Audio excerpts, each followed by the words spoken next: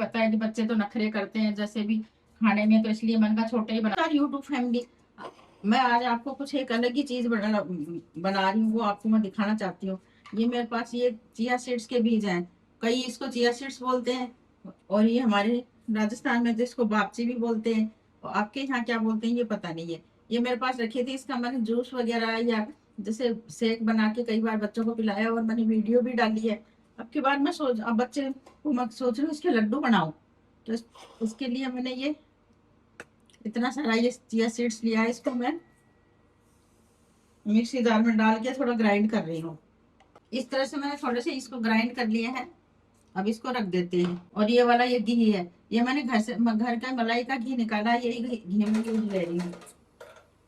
दोस्तों शायद आपने भी इसको जरूर बनाया होगा, मेरे जैसे बनाया है, तो आपने कैसे बनाया आप भी कमेंट बॉक्स में लिख के बताएं। मैं तो इसको पहली बार बना रही हूँ। ये वाला एक कटोरी ये चिया सीड्स है। ये हमारा घी गर्म हो गया है, इसके ऊपर कढ़ाई रख देते हैं। अब जिससे हमने ये चिया सीड्स नापे थे, उसी नाप से हम लेते हैं गेहूं का आटा। इससे पहले डाल देती हूँ कढ़ाई में घी आटा भूनने के लिए। ये मैंने थोड़ा सा घी डाल दिया है, और इसी कटोरी के नाप से हम आटा ले लेते हैं। दोस्तों देखो, एक कटोरी भर के मैंने इसमें आटा डाल दिया है। ये आटा मैंने पहले से छान के रखा था।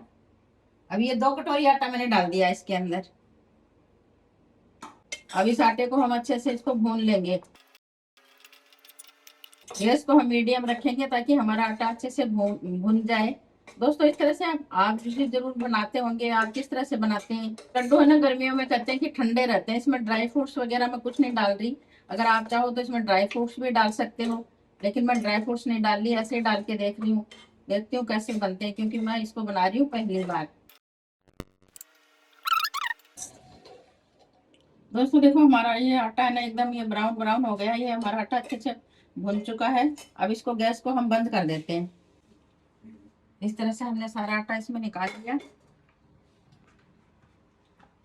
और जो ये हमने ये चिया सीड्स लिए थे ना, ये जो बीज बीज हमने जो पीस के रखे थे, ये हम गरम आटे के अंदर इसको दबा देंगे, ताकि ये भी थोड़े से भुन जाएंगे।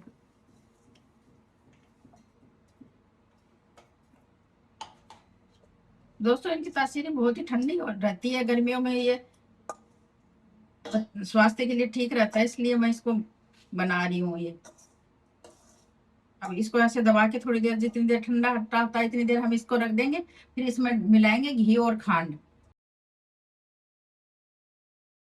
दोस्तों हमारा ये आटा एकदम ठंडा हो चुका है। अब इसमें हम चीनी मिला सकते हैं।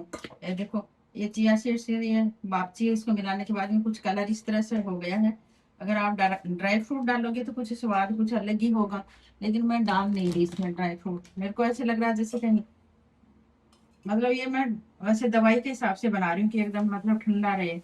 ये वाली ये मेरे पास ये देसन खांड रखी है, इसी को मैं यूज ले रही हूँ। ये कटोरी जिससे हमने आटा डाला था वही भर के इसमें डाल रही हूँ। आटा हमने 2 कटोरी डाला था, मैं इसको ये 1.5 कटोरी डाल रही हूँ खंड की। ये देसन खंड है ये। अब इसको भी हम अच्छे से इसको मिक्स कर देते हैं। इस चिया सीड्स में भरपूर मात्रा में फाइबर होता है, और ये दिमाग के लिए, पेट के लिए बहुत ही ठंडा रहता है। इसलिए मेरे पास ये बीज बच गए थे, मैंने गर्मियों में काफी इसका जूस बना बना के, शेक बना बना के बच्चों को दिया है। आप लोगों को मैंने इसकी वीडियो भी शेयर करी थी आप लोगों के साथ।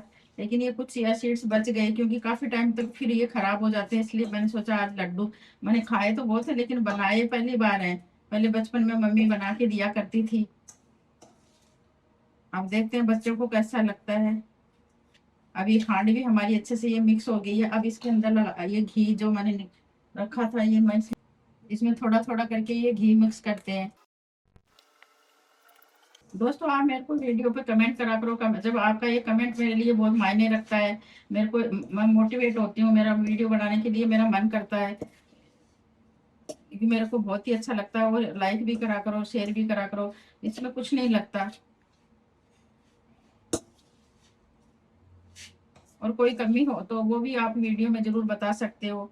और अपनी वीडियो आप शेयर करोगे तभी तो मेरे को पता चलेगा। हम एक दूसरे से देख के ही हम सब कुछ चीजें सीखते हैं। इसमें थोड़ा घी और कम है, थोड़ा सा मैं घी और डाल रही हूँ।